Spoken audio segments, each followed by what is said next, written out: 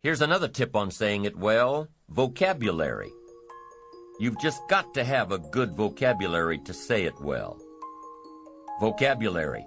We can only translate for other people with the tools called vocabulary. If you're lacking in vocabulary, then you're lacking in tools to describe some problem or some answer. Words, vocabulary. You can't communicate without them. And you can't communicate well without a defined vocabulary. Every time you come across a word that's new to you, what should you do? Look it up. Every time you're in a conversation and the other person uses a word that's new to you, look it up. Now, most of the time you can figure out the meaning of a new word by how it's used. But if you can't, make sure you hold your response until you know for sure. Several years ago, some of my friends took a survey among prisoners, some rehabilitation program they were working on. And they weren't looking for this, but here's what they found. There's definitely a relationship between vocabulary and behavior. Interesting. This is what they found. The more limited the vocabulary, the more the tendency to poor behavior. Wow. When you stop to think about it for a moment, it makes sense. Vocabulary is a way of seeing.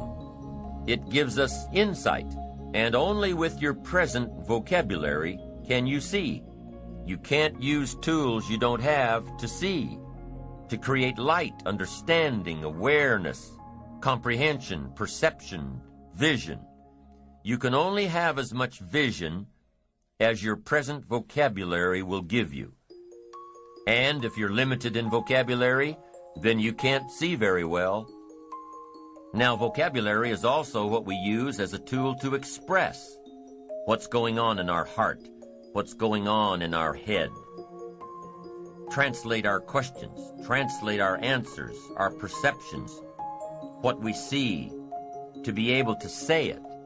And I'm telling you, if you have a limited way of translating and expressing what's going on in your heart and what's going on in your head, you'll fall way behind.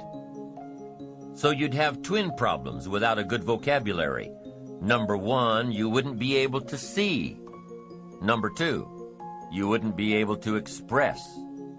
And your world would keep getting smaller and smaller and smaller, not having the vision, not having the tools. Finally, you wouldn't need a place much bigger than 10 by 12 to live. Why? That's about as big as some people's world is. That's all they've got, this little narrow world. Are you trying to improve your English?